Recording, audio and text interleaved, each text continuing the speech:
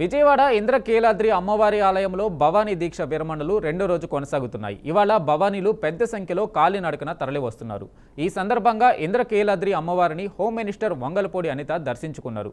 ఆమెకు ఆలయ అధికారులు స్వాగతం పలికి దర్శన ఏర్పాట్లు చేశారు. మంత్రి అమ్మవారిని దర్శించుకొని మొక్కులు చెల్లించుకున్నారు.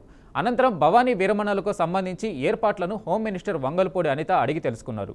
కాగా తొలి రోజు అమ్మవారిని దర్శించుకున్న 41 మంది భవానీలు దర్శించుకున్నారు.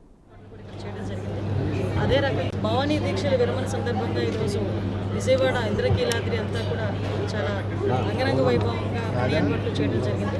భక్తులందరూ కూడా చాలా భక్తులతో 40 రోజులు దీక్షలు చేసుకుని సుమారుగా చాలా మంది కాలినడకన ఇక్కడికి చేరుకుని చిన్నపిల్లలతో కాలినడకన చేరుకుని అమ్మవారి ఆశీస్సులు తీసుకొని ఇక్కడికి వచ్చారు.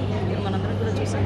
లాస్ట్ టైం ఏదైతే అమ్మవారి దీక్షలు అంటే నవరాత్రుల్లోని ఏర్పాట్లు ఎలా చేశారో యాస్టేజ్ ఏర్పాట్లు కూడా ఇక్కడ చేయడం జరిగింది.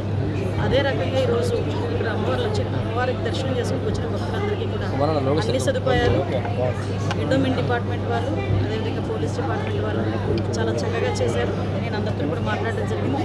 మంచి ఏర్పాట్లు చేశారు. ఎవరికి కూడా ఎటువంటి ఇబ్బంది. భవానీ దీక్షలు